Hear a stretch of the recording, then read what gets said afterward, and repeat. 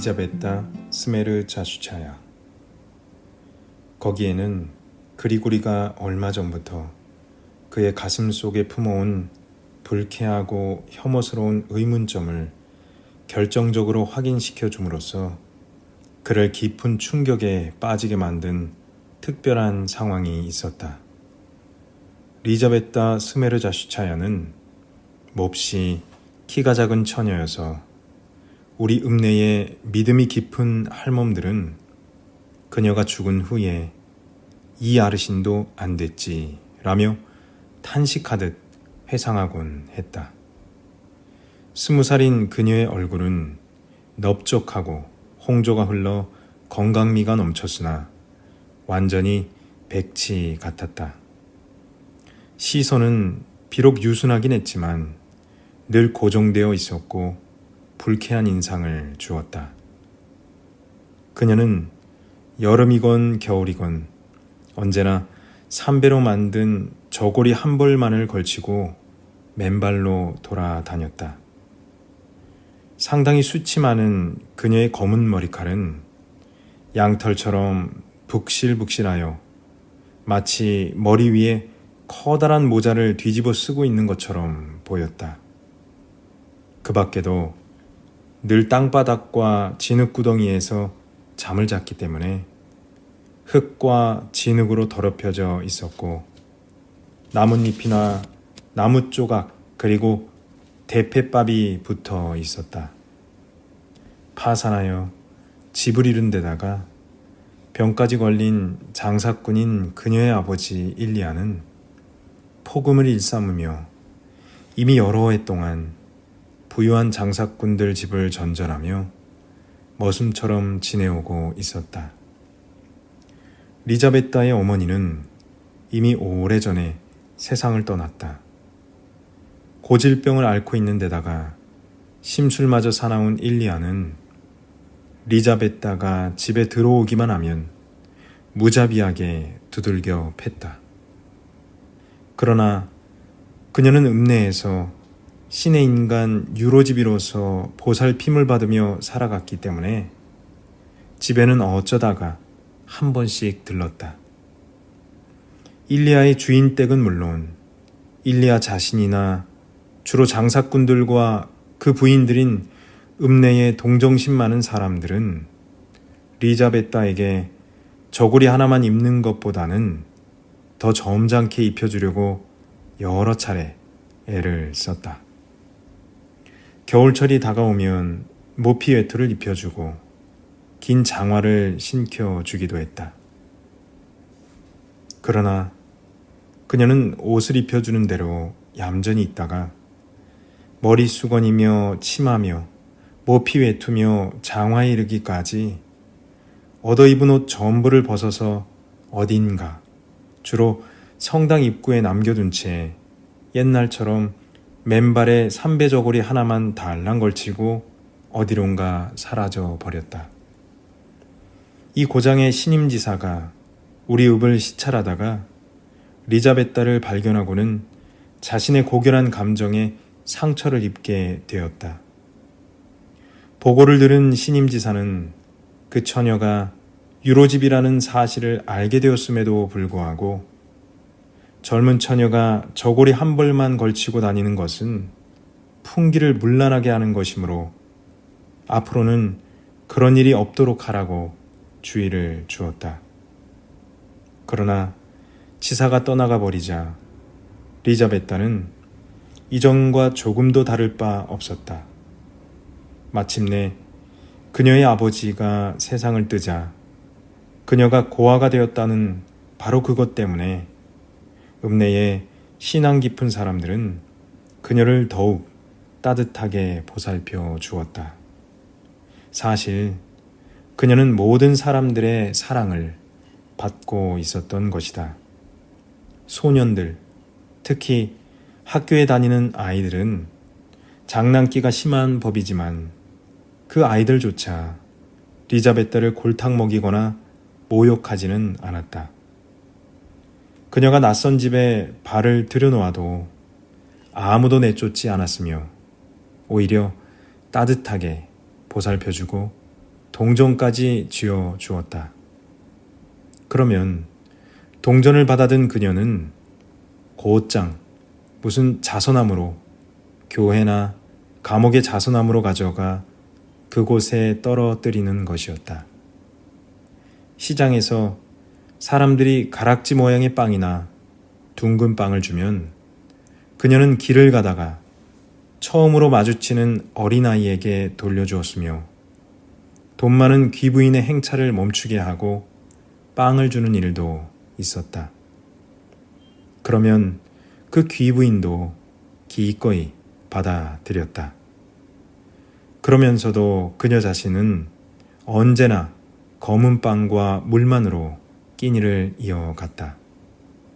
때때로 호사스러운 상점에 들러앉아 있기도 했는데 그곳에는 비싼 상품이며 돈등이 놓여 있어도 상점 주인은 그녀를 경계하는 법이 없었다. 비록 그녀 앞에 수천 루블을 놓아두고 깜빡 잊어버렸다 해도 단 1꼬베이가도 훔치지 않으리란 것을 잘 알고 있었기 때문이다. 성당에는 잘 들르지 않았지만 성당 입구나 남의 집 울타리, 우리 고장에는 아직도 담장 대신 울타리를 친 집이 많다.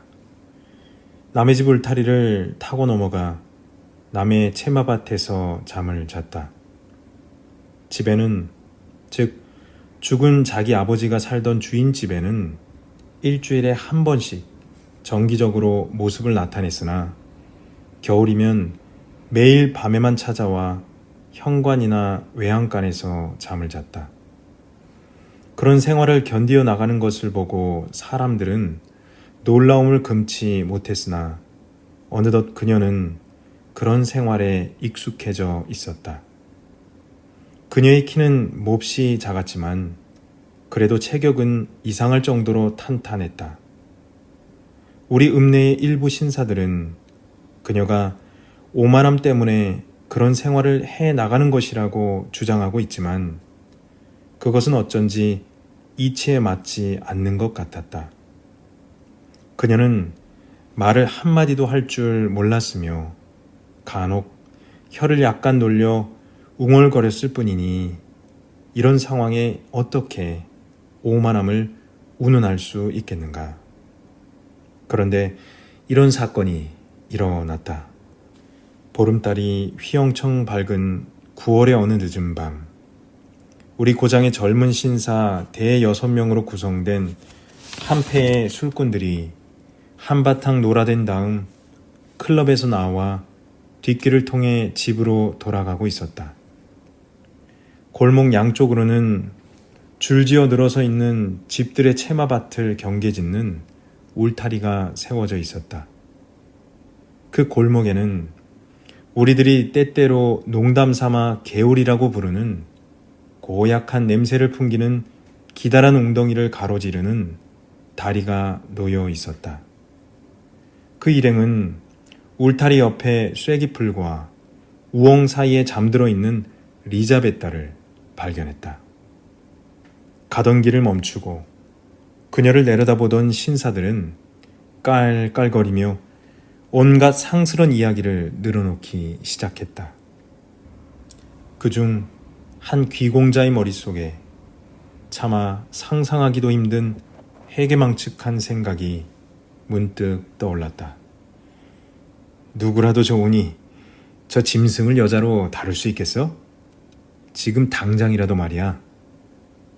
일행들은 모두 극단적인 혐오감을 느끼면서 결코 불가능한 일이라고 단정했다. 그러나 그 패거리 중에는 마침 표도르 파블로비치가 들어 있었다.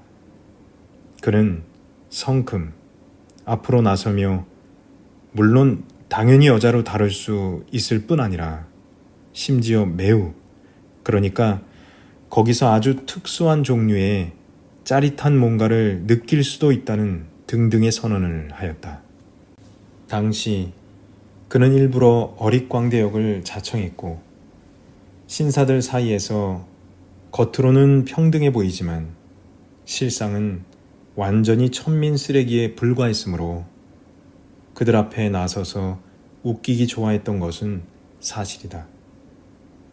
그 무렵은 그가 베제르부르크에서 첫 번째 아내 아젤라이다 이바노브나의 사망 소식을 전해 들었던 때였으며 검은 상장을 모자에 단 채 술을 퍼마시고 온갖 추악한 일을 해대는 그를 읍내의 다른 사람들, 아니 소문난 남봉꾼조차도 한심하게 여기던 시절이었다. 물론 그 패거리는 전혀 의외의 발상에 박장대소를 했다. 그중 한 사람은 표도르 파블로비치를 부추겨 댔지만 다른 사람들은 잔뜩 흥이 났으면서도 요란하게 침을 뱉은 후 결국 각자 집으로 돌아갔다.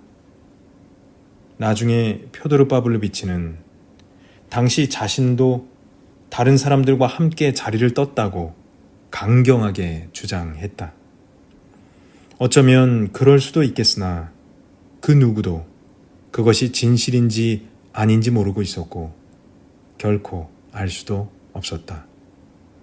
그런데 5, 6개월이 지나자 리자베타가 임신한 채 돌아다닌다는 소문이 나돌았으며 진정한 분노의 치를 떠는 사람들은 누구의 죄인지 대체 그 무례한이 누구인지 서로 묻기도 하고 진실을 캐려고도 했다.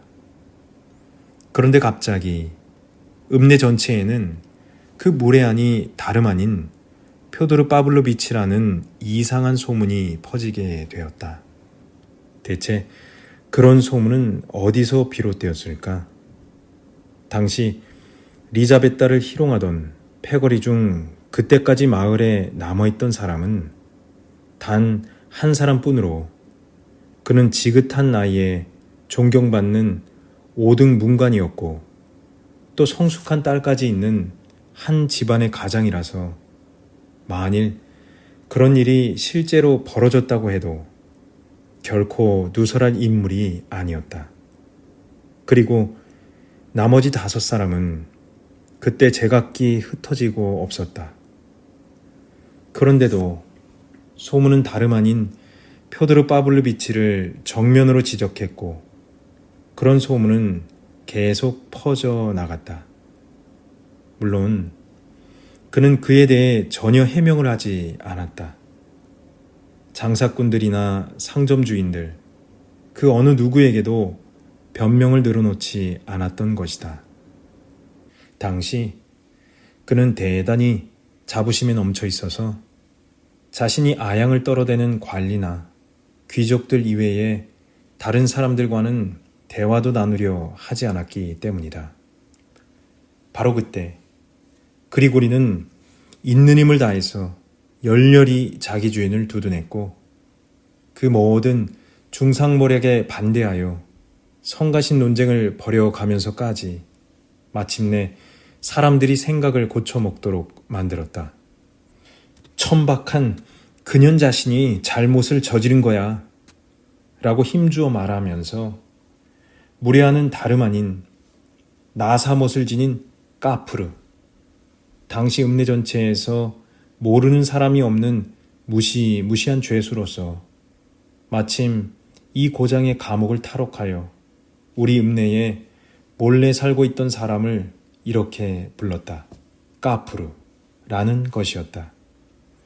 그때와 비슷한 무렵의 어느 가을밤에 까프르가 읍내를 돌아다니다가 세 사람을 습격했던 사건이 여전히 사람들의 머릿속에 남아있었으므로 그 추측은 진실처럼 여겨졌다.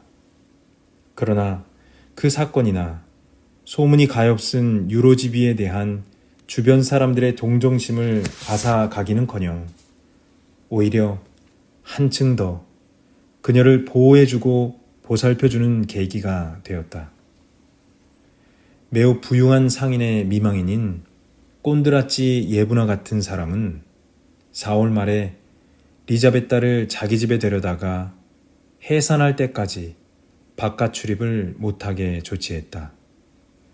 사람들이 엄중하게 감시했으나 그런 노력에도 불구하고 리자베타는 바로 마지막 날 저녁 꼰드라치 예브나의 집을 몰래 빠져나왔고 느닷없이 표도르 파블로비치의 집 정원에 나타난 것이다. 그런 몸을 이끌고 어떻게 그처럼 높고 견고한 정원 울타리를 넘을 수 있었는가는 모종의 수수께끼일 수밖에 없다. 어떤 사람들은 누군가가, 또 다른 사람들은 알 수 없는 그 무엇이 그녀를 넘겨주었다고 믿었다. 그러나 전적으로 불가사의하긴 하지만 그럼에도 자연스러운 방법으로 그런 일이 벌어졌을 가능성이 높다. 즉, 잠을 자기 위해서 남의 집 채마밭 울타리를 기어오를 줄 알았던 리자베타는 표도르 파블로비치 집의 담장을 무슨 수를 써서든 기어올랐고 자기 몸에 치명적임에도 불구하고 그런 몸으로 정원에 뛰어내렸을 것이다. 그리고리는 마르파 이그나치 예브나에게 달려가 리자베타를 보살피라고 한 후 자신은 근처에 살고 있는 보잘것없는 늙은 산파에게로 달려갔다. 덕분에 갓난아이는 구할 수 있었으나 리자베타는 새벽녘에 죽고 말았다. 그리고리는 갓난아이를 안고 방으로 들어와서는 아내를 자리에 앉힌 다음 아이를 그녀의 품에 안겨주며 이렇게 말했다. 하느님의 아들인 고아는 만인에게 모두 친자식이 되니 당신과 나에겐 더욱 말할 것도 없지 않겠소. 이 아이는 죽은 그 애가 보내준 거요. 하지만 이 애는 악귀의 아들과 경건한 여자 사이에서 생긴 거요. 그러니 맡아 키우도록 하고 이젠 울지 마오. 그리하여 마르파 이그나치 예브나는 그 아이를 기르게 되었다. 그 아이는 세례를 받고 빠벨이라는 이름이 붙여졌다. 그러나 누가 일부러 시킨 것도 아닌데 두 부부를 비롯하여 모두가 그 아이의 부칭을 표도르비치라 불렀다. 표도르 파블로비치는 모든 것을 극구 부인하면서도 이에 반대하지 않았고 오히려 어떤 놀이 정도로 생각했다. 그가 버려진 아이를 맡아 키우자 읍내 사람들은 만족스러워했다. 나중에 표도르는 그 아이에게 성까지 지어 주었다. 죽은 어머니 리자베타 스메르자슈차야의 별명을 따서 스메르자코프라고 불렀던 것이다. 이리하여 그 스메르자코프는 표도르 파블로비치의 두 번째 하인이 되었고 이 이야기가 시작될 무렵에 그리고리 영감 그리고 마르파 할멈과 더불어 별채에서 거주하게 되었다. 그에게는 요리사 직책이 맡겨졌다. 그에 대해서는 무언가 특별히 덧붙일 이야기가 있지만 평범한 하인들에 대해 너무 오랫동안 독자들의 주목을 집중시키는 것도 나에게는 부끄러운 일이므로 그에 대한 이야기를 할 기회는 소설이 진행되는 동안 자연히 돌아오리라 믿고 내 이야기로 넘어가도록 한다.